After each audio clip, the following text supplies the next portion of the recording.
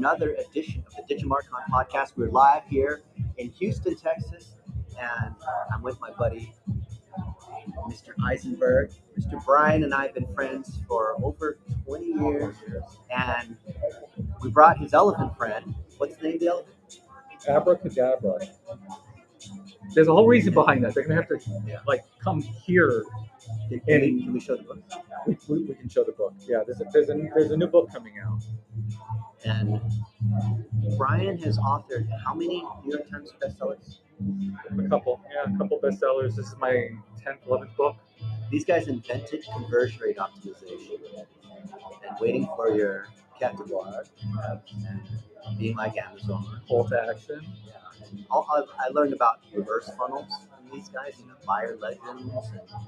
And it's so cool to be able to meet the people that you have admired in person and have them on a podcast.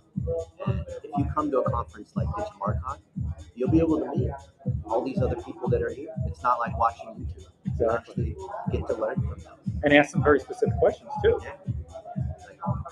Brian just told me that I didn't know this, but lemons were not naturally, they were tweaked by humans. I didn't know that. They're technically early GMOs, sort of. Very cool.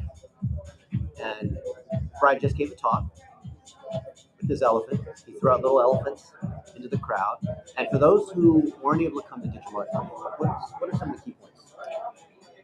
I think the key point is marketing today has become overwhelming. Life today has become overwhelming, right? If you just think about everything that's going on in the world, whether it's algorithm changes from night to night, new AI tools, trying to meet your marketing goals, life goals, family goals, right? It's just overwhelming today. And, you know me back from the first time I lost 100 pounds after I left our agency to now. And I learned back then the same secret of how I optimize things, little micro actions. That's what you got to optimize. And I optimized my micro actions, so I lost 100 pounds. And I did that through a great story about trying to keep up with my kids. But as my kids grew up, that became a lot harder. Sammy's bigger than you by a lot. Sammy's a lot bigger than me now, yeah. That story wasn't really working right for me, and I got into a little bit of trouble, and I had to find a new story, and it clicked to me, again, how important it was in today's world where everyone feels so overwhelmed, right? That elephant's sitting on their head, maybe sitting on their neck or their back or wherever it is. It's such an overwhelming feeling that we have today. And then from the health perspective, right? I mentioned to you earlier, 88% of people in this country have some form of insulin resistance or metabolic disorder. Yeah. My blood sugar was 3 times the normal, and I thought I was doing well. I was eating plant-based. I was exercising every day. I was eating minimally processed foods, and my blood sugar was through the roof. And I just wasn't tracking the right things, which, again, is something I talked about. And just by applying that same wisdom, I put it in, I think I swallowed an elephant, the stories we sell, because we sell ourselves stories every day, not just to the world, but to ourselves. It's the success we build. I think it's incredible, Brian, the story that was incongruous with the way that you lived and you ran your business and you wanted to spend time with your kids, and how you're going to make that change one bite at a time. One bite at a time, exactly. And I read his book, the early manuscript, so I'm grateful that I got to review it before other people did. And it really is built one bite at a time. Maybe this is TMI, but sometimes the way I read books is like I go to the bathroom and I'll read like 2 pages or 3 pages. And this is perfect. So I know, like, in the course of a month, I can finish. Yeah, I mean, that's a chapter. They're tiny little chapters. I think the longest chapter is about 400 words, so not even a blog post. Yeah. Right, half a blog post. Or maybe with your morning coffee or whatever, you just want to read a chapter. Exactly. Whatever your morning routine is. And they're meant to sit by themselves or together as a whole narrative. You can do it kind of either way. But I think there's lots of stories in there and lots of details that they're going to learn that they'll either transform their business or their life, and they'll learn a lot more about persuasion or their relationships for that matter. So I think I swallowed an elephant. A lot of the books I think you had before were for like high-end digital marketers. You worked for some huge clients. You had these, like the big Google as a client, guys like that, or Universal and whatnot. And now you distill this expert stuff for the average, ordinary, not even a business owner, entrepreneur. Correct. People who are overwhelmed with life. Yeah, the last few years I've had a mentor who, he teased my brother and I, said, "You guys are just way too smart, blah blah blah." And he gives us a hard time. He's just an old guy grew up by the border, here in Texas, and he says, you don't speak simple like I do. He used a different word that I won't use on the mic. Um, but that was it. Our goal was, how can I distill all this almost 30 years of knowledge into something that's so bite-sized, so easy for anybody to be able to take advantage of today. I think the last book we talked about was your Beans and Rice Millionaire. The Rice and Beans Millionaire. Yep. Which was awesome. And I love the story where you've made it so it's apropos to like a Gen Z. Yeah. Starting a small business who doesn't have a big college degree and is able to, squeeze in the time after basketball to move his business forward. Yeah, my motivation behind that was, I go around and ask a lot of entrepreneur friends, like, what was their favorite book that they'd recommend to a kid? Yeah. And, they would talk about, even for newbies, like The E-Myth, right, which is a great book, but it's kind of a little further along. Like, once you've already have a business and maybe you're a little frustrated with it. Sometimes I wish my wife would read that book. But I realized that there really wasn't something that targeted either the really young entrepreneur or that person who's still in their job and thinking about being an entrepreneur and having that mindset shift and telling it in a story fashion as well, that it makes it easy to consume with real characters too. Yeah, and it was so engaging. You've released so many books. You're a serial author. What advice do you have, Brian, for other people who they have not written their first book? It's very funny. Now that I'm getting older, a lot more retrospective. If you would have asked any of my English teachers that if I would have ever written a book, they probably would have laughed so badly that some of them might have even had heart attacks. There was not a chance that anybody would have ever thought I was going to be a writer. But I had one of my first bosses was a social worker. Fred was a former priest. He ended up living on the Bowery, homeless, because he became an alcoholic. And then he got into social work, and so he was my supervisor at a independent apartment complex where different people with different mental disabilities lived. And Fred would ask me almost every day, he said, "When are you going to write your book?" And I looked like Fred, like, what the heck? Kind of like people looked at me when I brought up the elephant on stage today. Like, what's he doing? What's he talking about? And I go back now and I think about what Fred was saying. It's like, live your story. We've all got unique stories. We've all got something inside us that's special about us.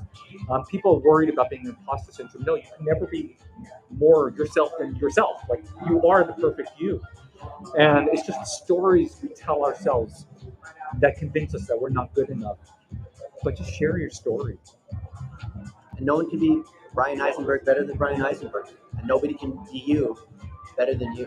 Exactly. But how did we get to that point where we overcome the limiting self beliefs and whatnot to be able to even just get that first book out? I mean, I see that it's like a cliff between zero versus like once you get your first book out, it's like your first kid, second kid. Yeah. It becomes so much easier.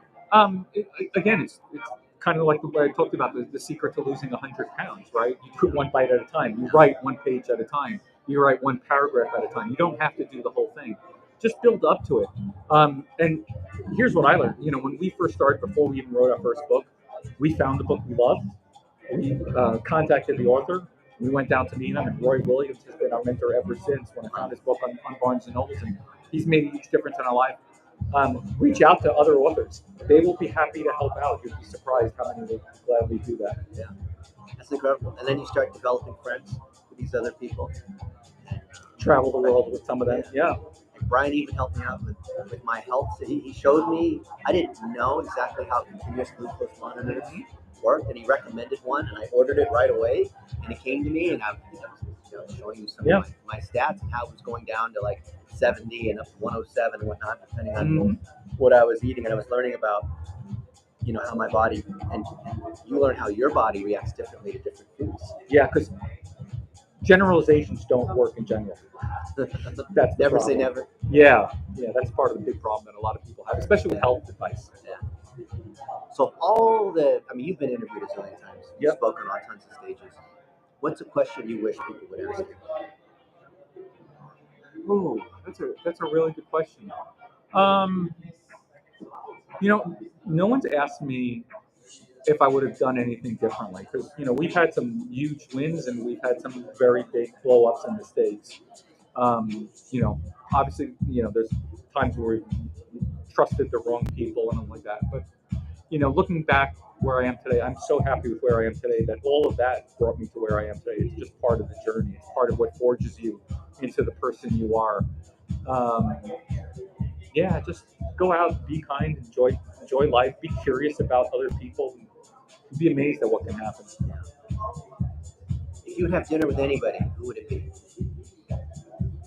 I still like to have dinner with Jeff Bezos. I don't think I don't know 100% I enjoy it, but I'm so fascinated by his thinking, and I've never met him. What would you ask him? I would ask him how he was so certain that the way he viewed the world as the internet was coming alive was so fundamentally different than everyone else. Because we were big doubters of Amazon in our very early days. I didn't think it would grow to what it is now. But in hindsight, we can say it was amazing. Yeah, but when we took aim at Amazon, I mean, I remember days where clients would call us up, Amazon would change something, and they'd say, "Oh, we do this because Amazon did this," and I'm like, "Well, are you Amazon?" Right? But the principles of how they built their business, which we wrote about in Be Like Amazon, that's just mind blowing because he's applied that when he bought the Washington Post. He's applied that to AWS. Like all the businesses he's built have run with those same four pillars. And to me, when everyone, so what I talk about today, everyone believes that they're customer centric, and most customers don't believe that their businesses are customer centric. And Amazon has been for so many years. He's ingrained it in such a special way, and that's what I need to learn more about. I was amazed by the stat that you shared in your presentation about how 80% of companies think they're client-centric, but when you ask their customers, only 8% say they are. Well, I was surprised that you're the only one who came close to the right number. I was going to say 10, but then I said 5. So if you average it out, I was right. You were right there. And, it's very easy to say we're customer-centric. It's very easy to put on your wall. It says, the customer's always right. But when push comes to shove, but how do you know? Everyone thinks they are, but how do you know if you're actually customer centric? Oh, the customer reality data will show that, right? It's what I showed with some of the stuff from my friend Dr. Matt Delgado from LifeSpring Chiropractic, right? Having people talk about you and the words that you do means you're so focused in on their story that they want to bring your story along with them. That's when you've got great marketing. But what do you do if you're in a service business? By definition, it's going to have a lot of complainers and whatnot. I mean, how much credit do you give that? Because the people that are not happy are 100 times louder than the other people. Oh, 100%. I mentioned my mentor earlier, Elmer Zubiate. He's built a couple of very large home services businesses. He's in the process of building a new one now, completely new industry, and he has a slogan. It's proud to do it. And if you take pride in what you do and making sure that the customer gets what they need, in the long run, you become exceptionally powerful. And you build, a nearly $100 million business out of it. So it works. I think your launch is May 2nd? June 2nd. June 2nd. Okay. Yeah, June 2nd. I think the website launches earlier than that. Yeah. Awesome. Well, I guess we're not going to reveal anything until that big day comes. No, we'll have a cool little bonus ebook for people who order it early as well. So, yeah, lots of good stuff coming from it. Last question. Did I share the bonus book with you? Yes. I did. Okay, I wasn't sure if I did. That's amazing. I give it up. So, what gives you energy, Brian? I think you have to ask the other way around now, right? Because before this health transformation, I would have taken abs every single day. I'd have brain fog and all that. And now I have so much mental clarity, so much energy, so much passion because I want to change the world, right? I've always said to do that. I want to teach people how to fish. That was part of my my graduate school essay. And I have a chapter in the book, and I write about Jesse Cole, for example, right from Savannah, Vermont. And when he sent me the note that you know, our book "Be Like Amazon" was part of his inspiration for his fans' first philosophy, and that his "We Believe" statements, he incorporates that, that exercise from our book with his staff. It's part of his daily vocabulary. I'm like, if I can impact one person who can impact millions the way he's doing it, what better joy can you have? I mean, I know the same way. Yeah, the same way you're trying to help, a million people, get employed. That's power. That's influence. And that's why you publish, to share that story, because you want to help more people. Exactly. Like your story is going to be the next one. Just you've got to be willing to take action to do it. Amen. Well, it was an honor to have Brian Eisenberg on the DigiMarCon podcast live. And don't forget Houston. Abracadabra. Abracadabra. And look on social media to see all the pictures and videos of Brian and I taking a bite of the elephant. Yeah. And guys, let us know. What do you think?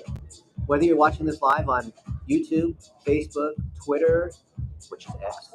Did I say Facebook? I'll still yeah, Twitter. It's still Twitter as far as let us know. You're watching the replay. We are real human beings. Reach out to us. Let us know how we can make an impact in your life. Exactly. Thank you so much for being on the podcast. Absolutely. Anytime. Awesome. See you guys soon.